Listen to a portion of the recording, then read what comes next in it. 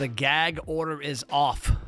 For the first time in my career, I had something I had to keep a secret about, and I actually did. And that's unusual because I like talking a lot. I like doing a lot of content, as you've seen on my channel. But back in the fall, I had the honor of being flown up to, I want to say New York, but it was really New Jersey. We were in Newark to film with the History Channel on an episode of a show that I freaking love, The Food That Built America. And so today, we're going to talk about that and how it came about and what it was all about. And the episode, by the time this gets mass distribution, will be out and you'll be able to watch it. So anybody that knows me knows I'm a huge, huge buffalo wing guy. And it started back in the early 80s at Barleycorns in Northern Kentucky. My dad had the restaurant insured. We went there all the time. And we got this meal that nobody had a clue what the hell it was, buffalo wings. And I remember after that, loving it. Going to other restaurants and then thinking I was crazy when I asked for buffalo wings because literally nobody in Northern Kentucky or Cincinnati had them except for Barleycorns. And then in the late 80s, Buffalo Wings and Rings, which was a local brand, which went away, then came back a few times, was my first exposure as a teenager to wings in high school, going every Tuesday night to wing night. Then I want to say as an early adult, somewhere maybe in my mid-20s, I came across a thing called the Buffalo Wing Festival. And I remember telling my wife, that's a bucket list. We're going there. We actually had it on the calendar to go Labor Day 2020. And then the pandemic hit, everything shut down. It didn't happen. So in 2021, I reached out to the Wing King himself, Drew Cerza, of the Buffalo Wing Fest and told him who I was, started a relationship, say, we want to be involved in Wing Fest. It's been a bucket list event for me as my whole adult life, so I know what you did up here. I love buffalo wings. I'm the head of a restaurant marketing and media company around the country. It makes sense for us to be there. So we went. Well, what was really cool at the event, on top of eating massive amounts of buffalo wings, way too many, by the way, was I got to meet Scott Lowry, who was one of the founders of Buffalo Wild Wings. And we did a podcast on MPTV, and we talked about his journey of starting that with his business partner. And I guess you'd call him his brother. Not really his brother, but they grew up as basically brothers. I guess it was about a year later that we did the second Wing Fest. And I got a call right around that time from somebody from the History Channel. And at first I thought I was being punked. I thought it was like Ashton Kutcher was going to come out because he was from the guys that produced The Food That Built America. And I've been watching that since day one. It's season 4 this year, so I had watched the last 3 years of all the different episodes of the journey of chocolate, potato chips, and all these restaurant brands.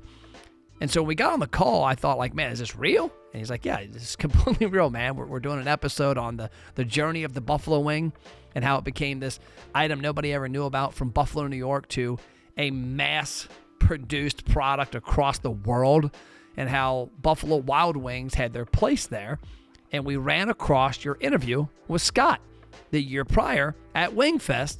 And we want to see if you'd be interested in coming up to New Jersey and filming with us for an episode to be released next year. And by the way, you can't mention any of this to anybody. And if you actually do get picked to come up here and do it, you got to sign an NDA that you won't be online blabbing about it because we know you use a lot of social media. We've seen you on Facebook and Instagram and TikTok and LinkedIn and YouTube. This has to be secretive until it comes out, which is going to be late February. Well, here we are, late February, about 7 or 8 days ago. I got the zipper off my mouth. We're having a party this Sunday night, March 5th, for the debut of it, and it's exciting.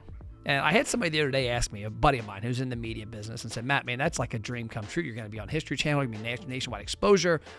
How did that happen? Was that all from the interview with Lowry about Buffalo Wild Wings and that Buffalo Wing Fest? And I said, well, you might think that, but in reality, it wasn't. It goes deeper. Because one of my business coaches, a guy named Billy Gene Shaw, back in 2016 told me, he's like, Matt, you got to get comfortable on video.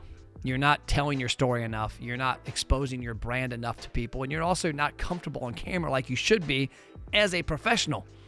Because at some point, these big moments are going to come up when you can't afford to suck on camera. And that's one thing we preach to restaurants.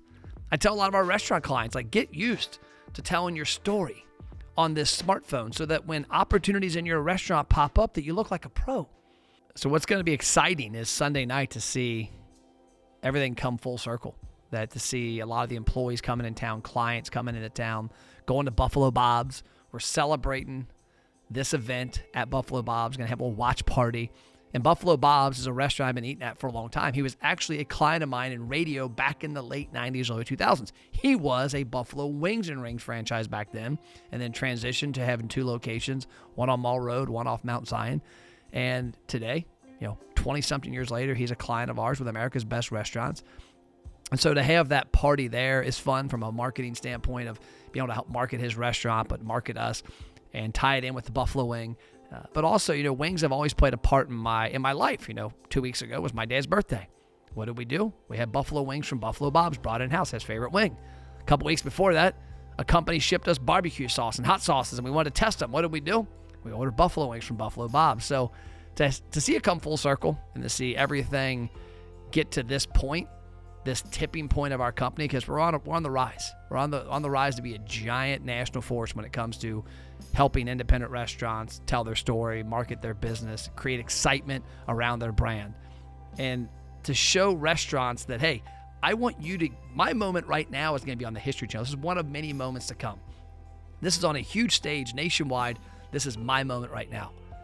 You have this same opportunity. It all started with me deciding to take the phone out of my pocket and quit calling on it all the time and using it to tell stories, tell my story. And that's what's really cool, because I want to have our clients see that I not only practice what I preach, but look what happens. Look what happens when it comes full circle and you get your opportunity. Because if you don't get ready for your opportunity, it never comes. It's just like Nick Foles and the Philadelphia Eagles a few years ago. He was a backup quarterback. He wasn't supposed to get in the game. Well, guess what? He got his opportunity and won a Super Bowl.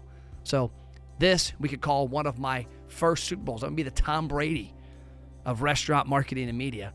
And this is my first of many Super Bowls to come, is be on the History Channel. So I ask you, restaurant owners, are you taking this device out? Are you using it to tell your story? Are you using it to mark your business? Are you using it to create massive excitement and attention around your restaurant? If you're not, your day might not come. And if it does come, you might not be prepared the way you could have been.